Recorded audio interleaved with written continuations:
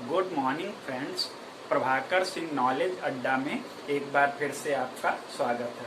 दोस्तों, जैसा कि हम सभी जानते हैं, जो यूपी पीएससी है उसने एग्जाम कैलेंडर जारी कर दिया है, तो एक बार हम लोग फिर से पूरी जीएस को कवर करेंगे। आज हम लोग भारत का भूगोल शुरू कर रहे हैं, जिसमें एक टॉपिक पढ़ा चुके हैं, भारत का सामान्य परिचय। आज उसी के आगे देखेंगे भारत का सीमा विस्तार। अगर आपने अभी तक हमारे चैनल को सब्सक्राइब नहीं किया है तो प्लीज उसे सब्सक्राइब करें। यहाँ आपको सबसे बेस्ट कंटेंट, जो भी प्रीवियस ईयर के क्वेश्चंस पूछे गए उनके बेस पे मिलेगा। आइए वीडियो को शुरू करते हैं। तो सबसे पहले भारत का सीमा विस्तार। सबसे पहले हम जानते हैं भारत की स्थिति क्या है, मतलब कि गोलार्ध जो होते हैं, अगर हम माने हमारी संपूर्ण पृथ्वी, जैसे कि हम लोगों ने ग्लोब देखा है, ग्लोब को क्या करें, इस दो भागों में बांट दें। तो इस रेखा को क्या कहते हैं, भूमध्य रेखा। ठीक है, इसको क्या कहते हैं, भूमध्य रेखा। और एक ऊर्ध्वाधर रेखा द्वारा भी बांट दिया जाए। तो अब देखिए, इसको क्या कहेंगे, जो ये ऊपर की तरफ है इसको उत्तरी गोलार्ध कहते हैं, और इस वाले को क्या कहते हैं, दक्षिणी गोलार्ध। इसी तरह से ये हिस्सा कौन सा हो गया, पूर्वी, और ये हिस्सा कौन सा हो गया, पश्चिमी। ठीक है, तो जो हमारा भारत है, यहां से एक रेखा जाती है जिसको क्या कहते हैं, कर्क रेखा। कर्क रेखा कितनी है, 23 सही 1/2 डिग्री। तो कर्क रेखा हम सभी जानते हैं भारत के बीचों बीच से होकर गुजरती है। तो हमारे भारत अगर कोई पूछे तो किस गोलार्ध में है, तो देखिए इस रेखा के ऊपर है तो यानी उत्तरी गोलार्ध, और इस रेखा के बाएं तरफ है यानी पूर्वी गोलार्ध। तो कोई बताए कि भारत की स्थिति क्या है, तो हम कहेंगे उत्तर पूर्वी गोलार्ध में। पहली बात समझ में आई कि भारत दुनिया में कहां पर है। तो अगर ऑप्शन हो उत्तरी गोलार्ध, तो उत्तर दक्षिणी पूर्वी पश्चिमी में उत्तरी गोलार्ध, और इस तरीके से ऑप्शन मिले हुए हों तो एग्जैक्ट लोकेशन कहाँ पड़ेगी, उत्तर पूर्वी गोलार्ध में। ये बात है। आइए बात करते हैं फिर भारत का विस्तार कहाँ से। अगर अक्षांश में बात करें, अक्षांश रेखा, अक्षांश रेखाएं कौन सी होती, ग्लोब पर जो लेटी हुई रेखाएं होती, यानी कहो क्षैतिज रेखाएं, इन रेखाओं को हम क्या कहते हैं, अक्षांश रेखा।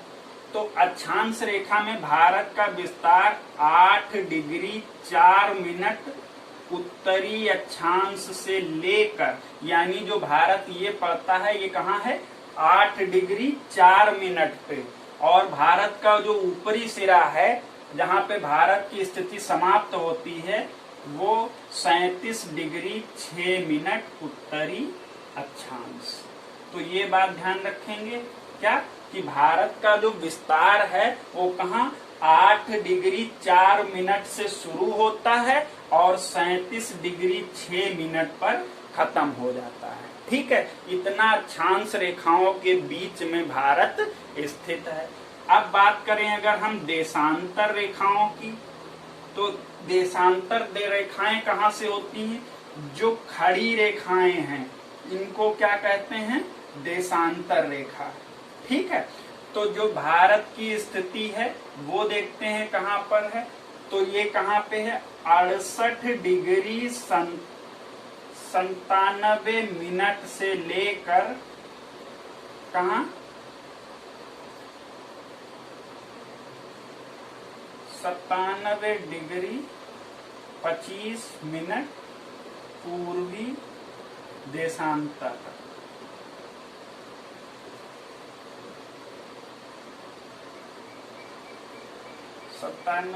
यहाँ 7। ठीक है, तो भारत का देशांतरीय विस्तार कितना है, 68 डिग्री 7 मिनट से 97 डिग्री 25 पूर्वी देशांतर, यानी यहाँ से लेके यहाँ तक भारत का इतना विस्तार है। तो एक क्वेश्चन ये पूछा जाता है भारत का अक्षांशीय विस्तार क्या है, दूसरा पूछा जाता है भारत का देशांतरीय विस्तार क्या। अक्षांश रेखाएं जो पृथ्वी पर क्षैतिज रेखा क्षैतिज दिशा में खींची गई हैं, और देशांतर रेखाएं क्या हैं, जो पृथ्वी पर ऊर्ध्वाधर खींची गई रेखाओं को देशांतर रेखा कहते हैं। अब बात करते हैं भारत की सीमाओं की, तो देखते हैं अगला पॉइंट।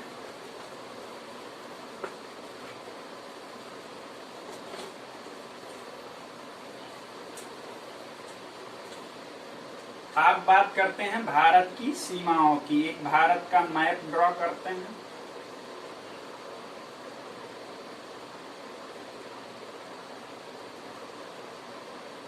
ये भारत का एक रफ मैप हमने ड्रॉ कर लिया। तो देखिए ये सिरा कौन सा होता है, उत्तरी सिरा, और यहाँ क्या है, दक्षिण है, और यहाँ क्या है, पूरब है, और यहाँ क्या, पश्चिम है। तो पहली बात ध्यान रखेंगे, भारत का विस्तार यानी उत्तर से लेकर कहां, दक्षिण तक, उत्तर से लेकर दक्षिण तक यानी नॉर्थ से लेकर साउथ तक कितना है, 3233 किलोमीटर। कितना है, 3233 किलोमीटर। ठीक है, उत्तर से लेके दक्षिण तक 3233 किलोमीटर है। और फिर बात करते हैं पूरब से लेकर पश्चिम तक कितना है, 2914 किलोमीटर। पूरब से पश्चिम तक कितना है, 2914 किलोमीटर। ये चीज ध्यान रखेंगे। जब उत्तर से दक्षिण की बात करेंगे तो कितना है, 3233 किलोमीटर। और यहाँ से लेके यहाँ यानी पूरब से लेके पश्चिम तक ये कितना है, 2914 किलोमीटर। ये बात सीमाएं हो गई उत्तर से दक्षिण, पूरब से पश्चिम की। अब बात करते हैं भारत की जो तट रेखा है, यानी जहाँ पर समुद्र शुरू होते हैं, समुद्री जो किनारा है, तो तट रेखा भारत की देखते हैं क्या है। तट जो है, भारतीय तट रेखा की लंबाई यहाँ से लेकर कहाँ, पश्चिम बंगाल तक, ये है 6100 किलोमीटर। भारतीय तट रेखा की लंबाई कितनी है, 6100 किलोमीटर। तट रेखा क्या होती है, जहाँ समुद्री किनारा स्थित है, यानी यहाँ से लेकर ये पूरा होते हुए कहाँ, पश्चिम बंगाल तक। तो ये इसकी तट रेखा कितनी है, 6100 किलोमीटर। इसी में एक क्वेश्चन कभी कभार पूछता है, क्योंकि हमको पता है यहाँ पर हमारे कई सारे द्वीप हैं और यहाँ बंगाल की खाड़ी में भी कई द्वीप स्थित हैं, तो जिनको हम लोग क्या कहते हैं, अंडमान निकोबार द्वीप समूह। और इधर क्या है, लक्षद्वीप समूह, लक्षद्वीप। और यहाँ कौन है, अंडमान निकोबार। तो अब जब इसमें बात करते हैं हम, तो क्या करते हैं, अगर पूछे द्वीपों को मिलाकर भी तटरेखा कितनी है, तो ये तटरेखा बढ़ जाती है और कितनी हो जाती है, 7516 किलोमीटर। कितनी, 7516 किलोमीटर ये हो जाती है। तो भारत की कुल सीमाएं हमने उत्तर से दक्षिण की बात करी जाए तो 3233 किलोमीटर, यहाँ से यहाँ बात करी जाए तो 2914 किलोमीटर है।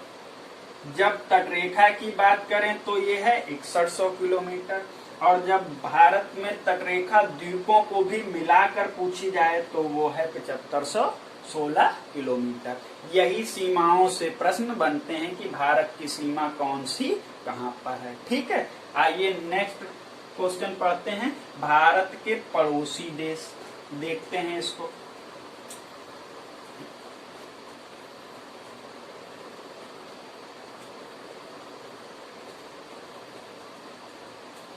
देखिए भारत के पड़ोसी देश कौन से हैं।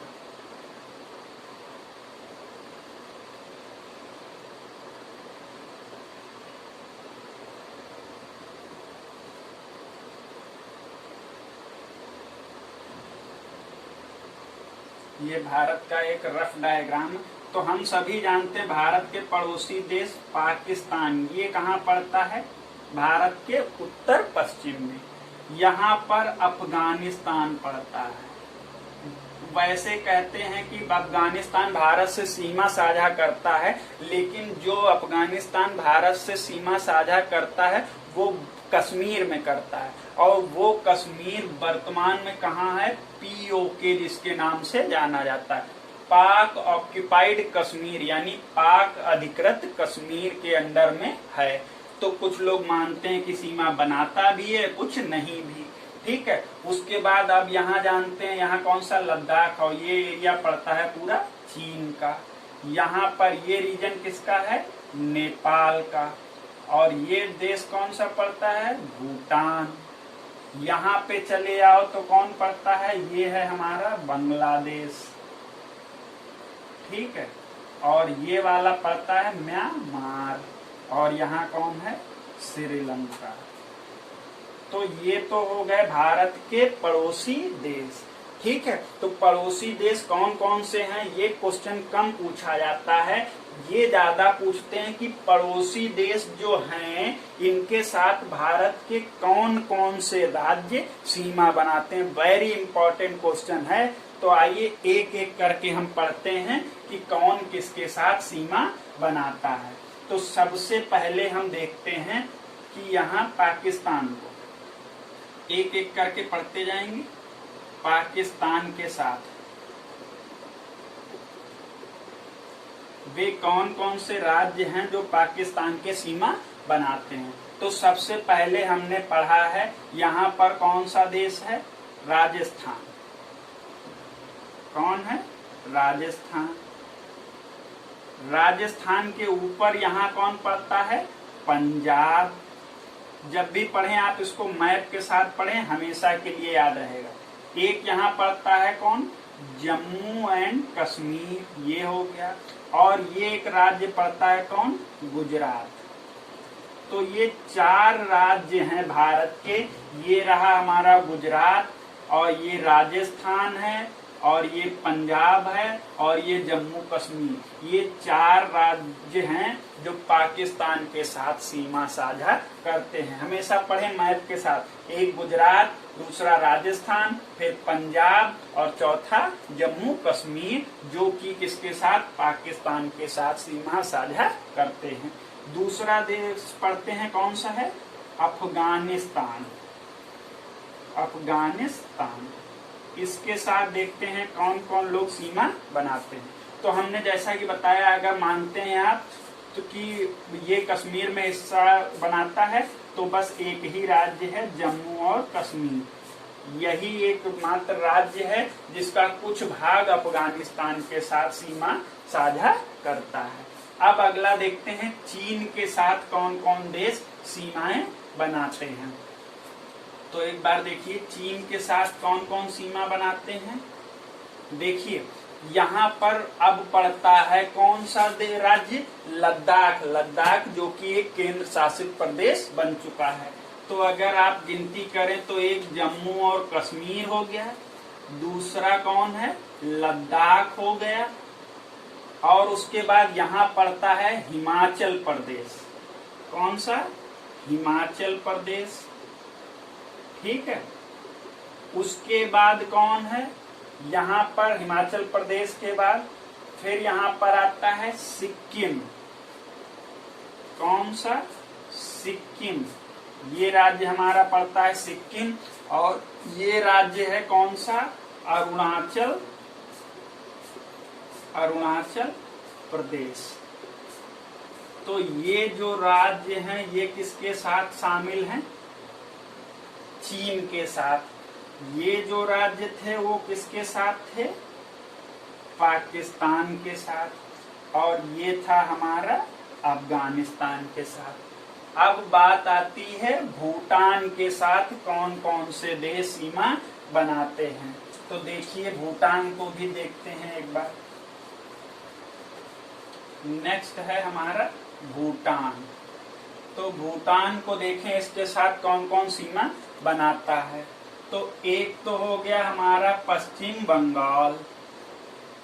कौन, पश्चिम बंगाल, और बंगाल हो गया। दूसरा है कौन सा, सिक्किम पड़ता है वहीं।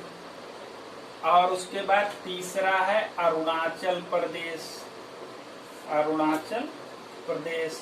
और एक उसी के जैसे ये राज्य है जो अरुणाचल प्रदेश, इसी के ठीक नीचे है असम। तो चौथा कौन सा है? असम। ये जो 4 राज्य हैं इनको ध्यान रखिएगा। यहाँ पड़ता है सिक्किम, और ये बंगाल जो है बांग्लादेश यहाँ छूते हुए सीमा आता है, तो ये पश्चिम बंगाल, और ये पड़ता है हमारा अरुणाचल प्रदेश, उसके नीचे पड़ता है असम। ये 4 राज्य हो गए भूटान के साथ। अब बात करते हैं बांग्लादेश, किसकी? बांग्लादेश। इसके साथ देखते हैं कौन कौन से राज्य सीमा बनाते हैं। देखिए बहुत आसान सा है। बांग्लादेश को यहाँ पूरा घेरे हुए है कौन? बंगाल, पश्चिमी बंगाल। तो सबसे इम्पोर्टेंट यही है, पश्चिमी बंगाल ने आधा बांग्लादेश को घेरे हुए है।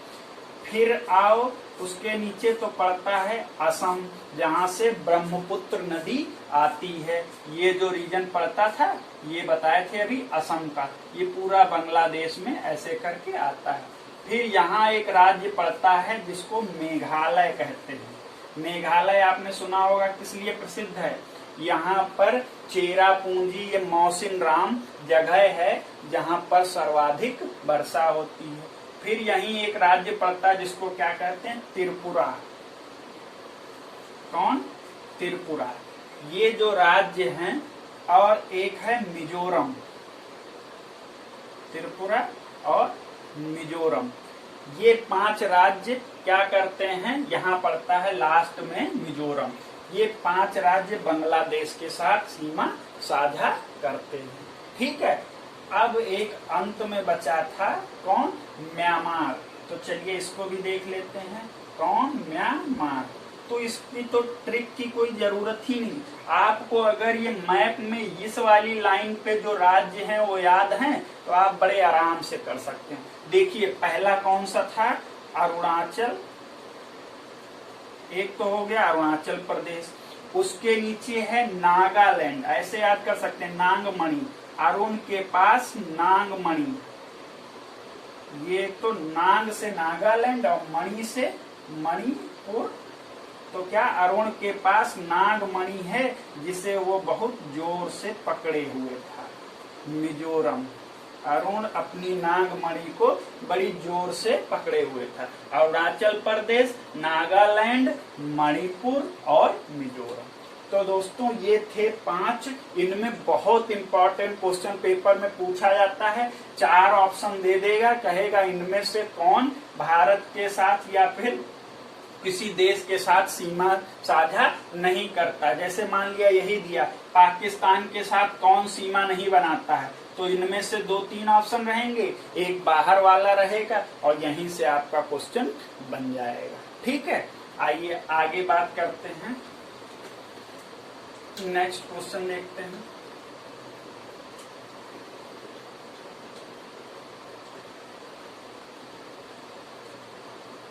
अगला क्वेश्चन है कर्क रेखा।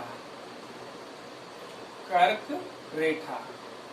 कर्क रेखा क्या होती है? 23.5 डिग्री अक्षांश रेखा है। अक्षांश रेखा।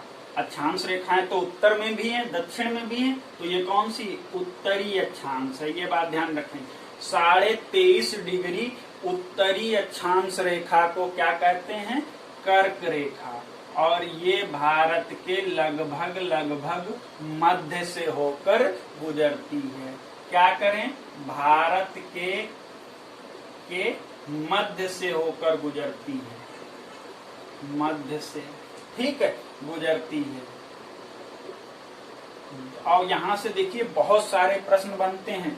दूसरा, कुल कितने राज्य हैं? तो याद रखेंगे 8 राज्य हैं जो कि कर्क रेखा पर स्थित हैं।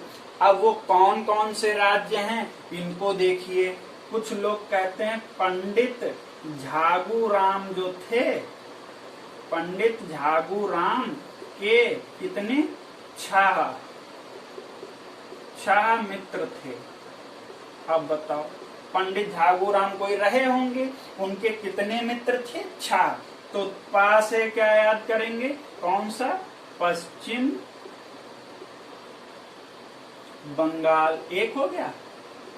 दूसरा देखो, झा से झारखंड, याद रखेंगे। पंडित झा, गु से क्या होता है, गुजरात, ठीक है, गु से गुजरात। पंडित झागू हो गया। रा से राजस्थान, ठीक। मा से मध्य प्रदेश, ठीक। अब के तो साइलेंट है। छा से छत्तीसगढ़, ये हो गया। अब उसके बाद मी से देखो क्या पढ़ा, मिजोरम। और एक त्रा से एक ही राज्य है, कौन है, त्रिपुरा। याद रखेंगे, पंडित झागूराम के 6 मित्र थे। इससे आप इसको याद कर सकते हैं। तीसरा इंपॉर्टेंट क्वेश्चन क्या कौन सा बनता है, एक ये हो गया, दूसरा ये हो गया, तीसरा है कि क्या कर्क रेखा पर स्थित राजधानी कौन सी है, कर्क रेखा के सबसे निकट राजधानी कौन सी है। तो याद रखेंगे रांची, कौन, रांची, जो कि कहाँ की राजधानी है, झारखंड की। तो कर्क रेखा पर स्थित राजधानी कौन सी है, कर्क रेखा पर स्थित राजधानी कौन सी है, रांची। और ये किस राज्य की राजधानी है, झारखंड की। तो हमारे कर्क रेखा से यही क्वेश्चन बनते हैं कि कर्क रेखा किसको कहते हैं, 23.5 डिग्री उत्तरी अक्षांश रेखा को कर्क रेखा कहते हैं। भारत के बीचों बीच यानी मध्य से होकर गुजरती है। और कितने राज्यों से, भारत के 8 राज्यों से गुजरती है। वो राज्य कहाँ हैं, ये रहे वो राज्य, ठीक है। याद कैसे करेंगे, ये रहे पंडित झागूराम के 6 मित्र थे। उसके बाद कर्क रेखा पर स्थित राजधानी कौन सी है, रांची है। रांची किसकी राजधानी है, झारखंड की। ये बात याद रहेगी। चलिए, वेरी गुड। अब नेक्स्ट क्वेश्चन करते हैं। जब ये तो कर्क रेखा बात हो गई, समय रेखा देखते हैं। समय रेखा, ठीक है। तो हम सभी को पता है 0 डिग्री पूर्वी देशांतर जो है, देशांतर, इसी को क्या माना जाता है, समय रेखा। और ये कहाँ है, लंदन में ग्रीनविच एक शहर है, वहां से होकर गुजरती है। तो कुछ लोग 0 डिग्री पूर्वी देशांतर को ग्रीनविच रेखा भी कहते हैं। और यही रेखा क्या करती है, समय का निर्धारण करती है। ये बात सही है। तो समय निर्धारण कौन करती है, 0 डिग्री पूर्वी देशांतर रेखा, जिसको हम लोग ग्रीनविच रेखा भी कहते हैं। बात आती है, ये तो लंदन में स्थित है, तो इसके सापेक्ष जैसे जैसे आप देशांतर पार करते जाएंगे तो क्या होगा, समय बदलता जाएगा। प्रत्येक क्या हुआ, जैसे जैसे आप किसी भी तरफ 0 डिग्री के चाहे पूरब में चाहे पश्चिम में बढ़ते जाएंगे तो क्या होता जाएगा, समय का बदलाव होता जाएगा। अब याद रखिएगा, 15 अक्षांश चलने पर कितना, 15 अक्षांश चलने पर कितना, 1 घंटा समय बढ़ या घट जाता है। इसी को अगर हम कहें 1 अक्षांश चलने पर कितना समय आएगा, तो ये बात होगी कि 4 मिनट। 1 अक्षांश चलने पर 4 मिनट का समय बदल जाएगा, या फिर कहो 15 अक्षांश चलने पर 1 घंटा समय बढ़ या घट जाएगा। तो अब देखिए, इस हिसाब से भारत में जो यहाँ समय होगा उसकी तुलना में यहाँ का समय अलग होगा। क्यों, क्योंकि यहाँ से यहाँ 30 अक्षांशों का अंतर है।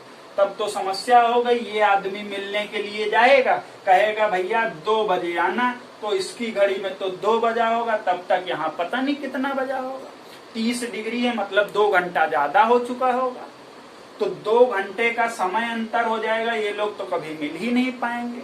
तो इसी समस्या को दूर करने के लिए क्या किया गया कि भारत ने अपनी समय रेखा बना डाली। तो एक रेखा जो कि भारत में कहा, इस तरह से जाती है। इस रेखा का नाम है 82.5 डिग्री। तो याद रखेंगे 82.5 डिग्री पूर्वी देशांतर। कौन सी? पूर्वी देशांतर। पूर्वी क्यों? क्योंकि लंदन के पूर्व में हम लोग स्थित हैं, इसलिए पूर्वी खड़ी लाइन देशांतर, इसलिए इसको पूर्वी देशांतर कह रहे हैं। यही भारत की समय रेखा है। समय रेखा है कहाँ की? भारत की। तो पहला क्वेश्चन यही बनता, भारत का जो समय निर्धारण करती है उस रेखा का नाम क्या है? 82.5 डिग्री पूर्वी देशांतर रेखा। अब बात कई बार ये क्वेश्चन आता है, ये भारत में कहां से जाती है, यानी किन किन राज्यों से जाती है। तो देखिए ये जो पड़ता है राज्य हमारा, ये कौन सा है? हम सभी जानते हैं ये राज्य किसकी स्थिति है? उत्तर प्रदेश की। ठीक, तो और उत्तर प्रदेश के ठीक नीचे ही यहाँ कौन स्थित है? मध्य प्रदेश। ये देखिए कितने आराम से मैप से पढ़ेंगे आपको कोई समस्या नहीं होगी। ये हमें हमारा यूपी और ये है एमपी। एमपी के ठीक नीचे है सीजे, यानी ये कौन है? छत्तीसगढ़। ठीक, ये कौन हो गया? छत्तीसगढ़। और तब तक हमको पता लगता है ये हिस्सा किसका आ जाता है? उड़ीसा का। उड़ीसा इस तरीके से फैला है। ठीक है, तो यहाँ अगला कौन पड़ता है? उड़ीसा। और ये तट रेखा में ये इस तरीके से जाता है, ये इसका नाम क्या है? आंध्र प्रदेश। कौन? आंध्र प्रदेश। आंध्र प्रदेश। आप मैप देखेंगे तो एकदम सीधे बढ़ते चले आइए मैप में। उत्तर प्रदेश, उसी के नीचे लगा हुआ मध्य प्रदेश, कुछ भाग छत्तीसगढ़ का शामिल है। उड़ीसा की स्थिति कुछ इस तरीके से है, तो उड़ीसा से भी जाती है। आंध्र प्रदेश पतला पतला फैला हुआ है, तो एक भाग आंध्र प्रदेश से भी जाता है। तो यही वो 5 राज्य हैं जिनसे प्रधान जो हमारी समय रेखा है वो गुजरती है। ठीक है, ये याद रखेंगे। ठीक, एक अक्षांश बढ़ने पर कितना समय बदलता है? 4 मिनट। Very important. तो 15 अक्षांश चल दिए तो हमने यानी 1 घंटा समय बदल दिया। ठीक है, उसके बाद सुनिए, अब हमारे में खड़ी लाइन तो निर्धारित कर ली। जो ये इलाहाबाद को सेंटर माना गया, इसका केंद्र कहाँ माना गया? ये ध्यान रखेंगे, जो केंद्र माना गया है कि चारों तरफ बराबर रह सके, यहाँ से और इधर भी और इधर भी और इधर भी। तो ये केंद्र कहाँ है? इलाहाबाद में। इलाहाबाद, जिसको अब क्या कहते हैं? प्रयागराज भी कहते हैं। ये ध्यान रखेंगे, पुरानी बुकों में आपको इलाहाबाद लिखे मिलेगा, अब इसका नाम क्या कर दिया गया? प्रयागराज, जो कि कहाँ स्थित है? उत्तर प्रदेश में।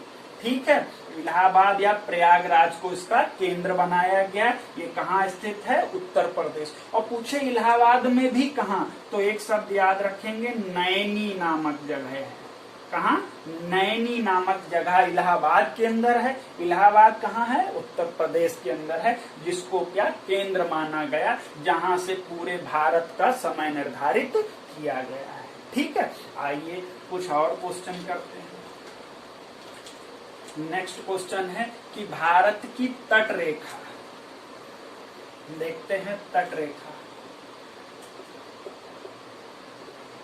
फिर से बताते हैं, तट रेखा क्या होती है? जो हमारी ये समुद्र जहां जहां किनारे स्थित है, तो उसको हम क्या कहते हैं? तट रेखा कहते हैं। तो हमको पता है गुजरात में अच्छा खासा समुद्र है, तो तट रेखा कहाँ से जाती है? एक तो गुजरात, यानी गुजरात तट पर स्थित राज्य है। गुजरात के बाद सबको पता है ये राज्य कौन सा है? महाराष्ट्र। ठीक है, ये क्वेश्चन पूछा जाता है कौन भारत का तटीय राज्य नहीं है, तो एकदम देखिए मैप से सब याद हो जाएगा। ये कौन है? गुजरात। ये कौन सा हो गया? महाराष्ट्र। महाराष्ट्र के पास में ही एक छोटा सा पड़ता है, कौन? गोवा। ठीक है, सबसे छोटा राज्य है भारत का। और गोवा के पूरी तरह से ढके हुए ये कौन सा है? ये राज्य कर्नाटका, जिसको कर्नाटक भी कहते हैं। ठीक, और कर्नाटक के बाद एकदम पतला पतला सा फैला हुआ ये राज्य कौन सा है? केरला। जिसको केरल भी कहते हैं। तो ये पूछे कोई पश्चिमी तट वाले, ये कौन से हैं? ये जो 5 राज्य हैं ये कौन से हैं? पश्चिमी तट। पश्चिमी तट पर कितने राज्य हैं? 5 राज्य। अब हम चलते हैं इधर पूरब की तरफ, तो ये थोड़ा ज्यादा बेकार हो गया है। चलिए देखते हैं, ये कुछ इस तरीके से ऐसे। तो हमने पढ़ा ये हिस्सा क्या है? तमिलनाडु। अब कौन सा है? तमिलनाडु, ठीक। और तमिलनाडु के बाद यहाँ पड़ता है कौन सा? आंध्र प्रदेश। तो ये हो गया आंध्र प्रदेश। जब भी पढ़ाई करें मैप से ही करें, बहुत आसान लगेगी। और ये राज्य पड़ता है कौन सा? उड़ीसा, ठीक है। और उसके बाद ये जो राज्य पड़ता है ये कौन सा है? पश्चिम बंगाल। तो याद रखेंगे पश्चिम बंगाल में ममता बनर्जी की एक बार फिर से सरकार बनी। तो ये जो राज्य थे पश्चिमी तट पर थे, तो ये कहाँ है? पूर्वी तट पर स्थित राज्य हैं, ठीक है। तो ध्यान रखेंगे क्या, कोई पूछे पश्चिमी तट पर स्थित राज्य कौन से हैं, तो ये वाले बता देंगे, ये 5 हैं। पूर्वी तट पर पूछे तो ये 4, यानी भारत के 9 राज्य। ये भी पेपर में क्वेश्चन पूछा गया कि भारत के कितने राज्य तट पर स्थित हैं, या तटीय राज्यों की कुल संख्या कितनी है, तो याद रखेंगे 9। तो पूछता है सबसे लंबी तट रेखा किसकी है? Very important question. सबसे लंबी तट रेखा, सबसे लंबी तट रेखा किसकी है? ध्यान रखेंगे किसकी? गुजरात की। वेरी इंपॉर्टेंट क्वेश्चन है। किसकी? गुजरात, जो कि पहले नंबर पे है। कभी कभार पूछ देता है गुजरात के बाद कौन है, तो ये जो यहाँ पड़ता है आंध्र प्रदेश। तो दूसरे नंबर पे आता है आंध्र प्रदेश, ठीक। ये दोनों याद रखेंगे। सबसे लंबी गुजरात की, सेकंड नंबर पे आता है आंध्र प्रदेश। अब लंबी की जगह अगर पूछ दे सबसे छोटी तट रेखा किसकी है, तो हमारा जो छोटा राज्य है गोवा, उसी का नाम बता देंगे। कहेंगे सबसे छोटी तट रेखा गोवा की है, और सबसे लंबी तट रेखा वो किसकी है? गुजरात। और सेकंड नंबर पे आता है आंध्र प्रदेश, ठीक है। ये हमारे तट रेखा से भी क्वेश्चन हो गए हैं। नेक्स्ट क्वेश्चन करते हैं। देखिए नेक्स्ट क्वेश्चन क्या है? नेक्स्ट क्वेश्चन ये है कि हमारी जल सीमा, यहां से बहुत इंपॉर्टेंट क्वेश्चन बनता है, जल सीमा। तो देखिए जल सीमा समझने के लिए आपको कुछ चीजें जाननी होंगी। जैसे ये हमारा भारत की तट रेखा है, ठीक। तो पहले पे देखिए जल सीमा कौन सी आती है? प्रादेशिक जल सीमा। कितनी बार ये क्वेश्चन रिपीट हुआ है? प्रादेशिक जल सीमा का विस्तार। तो देखते हैं, जो ये भारत की मुख्य तट रेखा है, यहां से बढ़ के आए कितने? 12 समुद्री मील। कितने? 12 समुद्री मील। यानी भारत क्या हुआ? अपने तट पे पहुंच गया। अब तट से आगे चला जाए समुद्र में, कितनी दूरी तक? 12 समुद्री मील। इसका विस्तार कहाँ है? 12 समुद्री मील, ठीक। तो पेपर में यही क्वेश्चन आता है, प्रादेशिक जल सीमा का विस्तार कितना होता है? किसी भी तरफ आप तट से 12 किलोमीटर तक का जो स्थान होता है उसको क्या कहते हैं? प्रादेशिक जल सीमा। और यहाँ पर किसी भी देश के उसका पूरा अधिकार होता है। जैसे भारत के समुद्र में अंदर तक जाएंगे, कहाँ? 12 किलोमीटर तक का जो एरिया है उस पर पूरा अधिकार किसका है? भारत का। तो ये दोनों तरफ जहाँ भी समुद्र है, मुख्य तट रेखा से 12 किलोमीटर तक पूरा अधिकार किसका है? भारत का। और जहाँ इसको हर प्रकार के अधिकार प्राप्त हैं, तो इसको क्या कहते हैं? प्रादेशिक जल सीमा। दूसरा है संलग्न क्षेत्र। संलग्न क्षेत्र क्या है? यही बात है, यहां से चले आए मुख्य तट रेखा से कितने आगे तक? 24 समुद्री मील तक। समुद्री मील। कितना? 24 समुद्री मील तक। इसका विस्तार कितना है? 24 समुद्री मील। यहाँ पर भी मतलब 12 तो हो ही चुका था और थोड़ा 12 बढ़ा ले तो यहाँ पर भी कई तरीके, जैसे इस क्षेत्र में जितने खनिज संसाधन हैं उनके दोहन का अधिकार, यहाँ पर कोई चीज आती है बाहर से जहाज वहाज तो कर वसूलने का अधिकार प्राप्त है। तो संलग्न क्षेत्र कहाँ है? 24 समुद्री मील तक। उसके बाद आता है अनन्य आर्थिक क्षेत्र। अनन्य आर्थिक क्षेत्र ये कहाँ है? इसका विस्तार है 200 समुद्री मील तक। तो अनन्य आर्थिक क्षेत्र कहाँ है? 200 समुद्री मील। ये क्वेश्चन पेपर में पूछा गया है, इनमें अदल बदल के पूछे जाते हैं। 12 समुद्री मील प्रादेशिक जल सीमा, 24 समुद्री मील संलग्न क्षेत्र और 200 समुद्री मील अनन्य आर्थिक क्षेत्र। यानी अपनी तट रेखा से 200 समुद्री मील तक जितने भी खनिज संसाधन हैं, द्वीप बनाना चाहते हैं, उसकी आपको परमिशन मिलती है। तो ये जल सीमा वाले 3 पॉइंट ध्यान रखेंगे। ठीक है, जल सीमा हो गया। अब बात करते हैं, ये तो थे भारत के कुछ महत्वपूर्ण बिंदु। अब देखते हैं भारत की प्रमुख सीमा रेखाएं। कौन सी? सीमा रेखा। तो हम सभी को पता है पहली सीमा रेखा है रेड क्लीफ रेखा। कौन सी? रेड क्लीफ रेखा। तो इसकी कहानी सुनिए।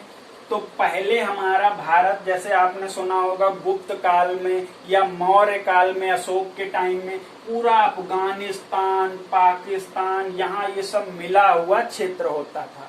तो अफगानिस्तान जल्दी ही एक अलग देश के रूप में परिणित हो गया।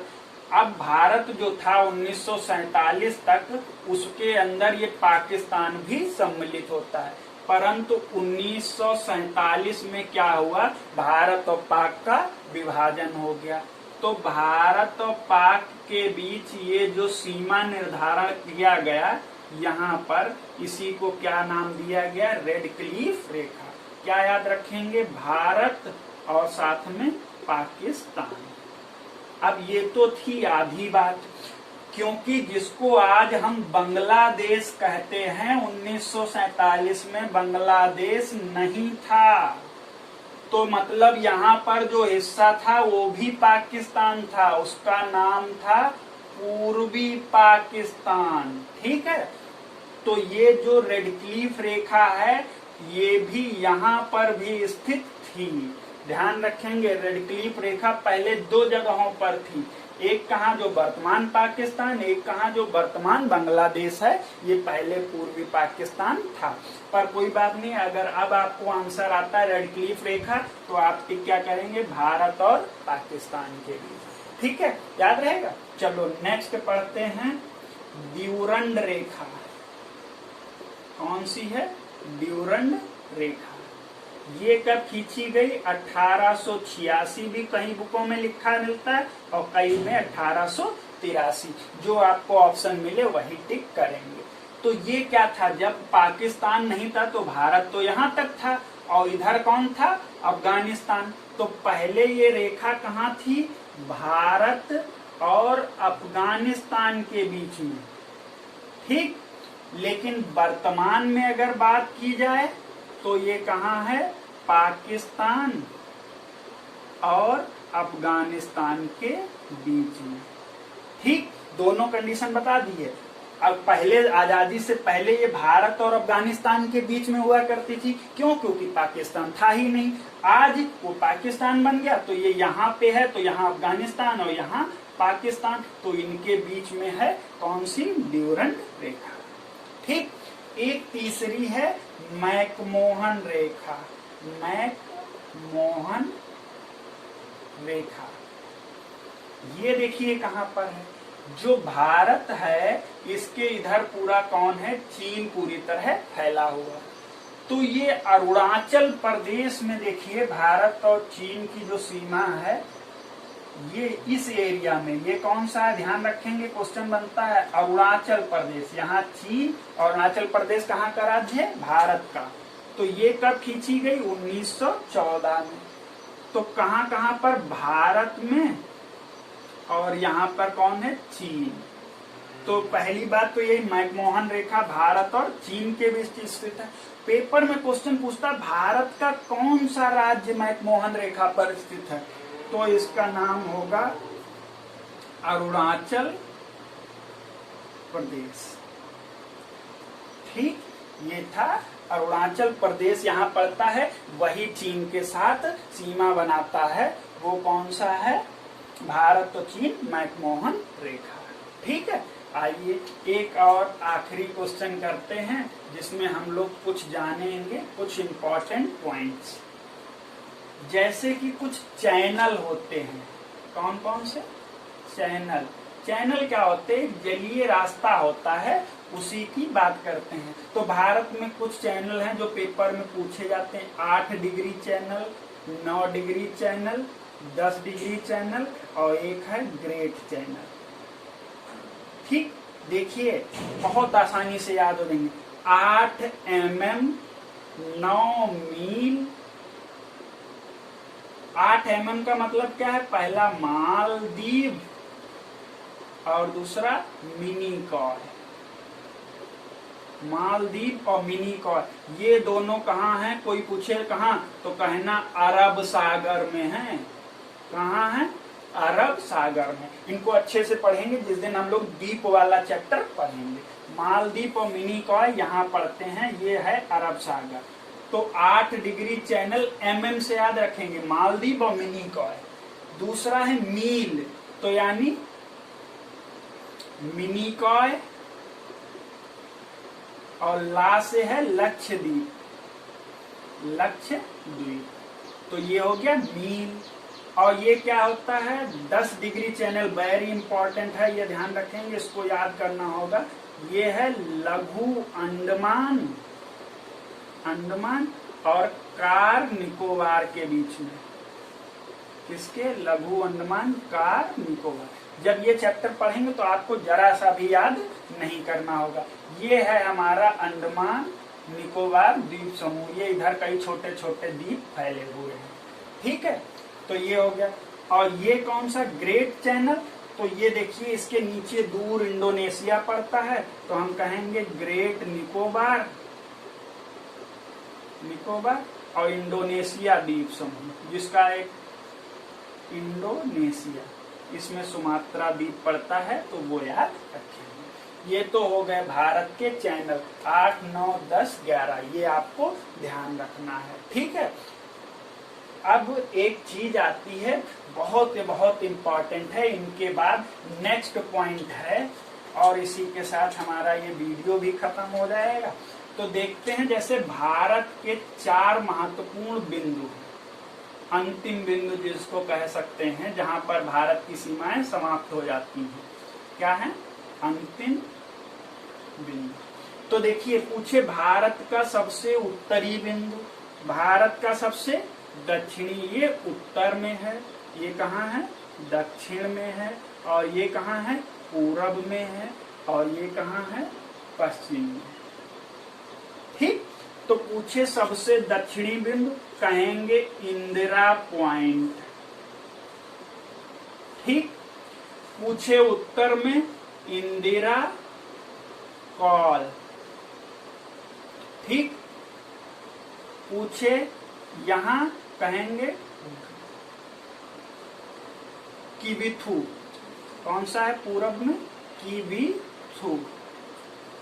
और यहाँ पर कौन है? गौर माता। गौर माता, कुछ लोग बोलते हैं सरक्रीक, तो जो आपको ऑप्शन मिले वही सही है। सरक्रीक इसलिए नहीं क्योंकि ये पाकिस्तान में थोड़ा विवादित जगह है, इसलिए नहीं माना जाता है। बाकी गौर माता, फिर भी जो आपको ऑप्शन मिले। तो ये कहाँ है? किस राज्य में? गुजरात में है। ये कौन सा है? अंडमान निकोबार द्वीप समूह पर है। और ये कहाँ है? अरुणाचल प्रदेश में है। और ये कहाँ पर है? जम्मू और कश्मीर में है। तो तो ये भारत के चारों पॉइंट थे। इनमें से ये पॉइंट बहुत पूछा जाता है, भारत का दक्षिणी बिंदु कौन सा है?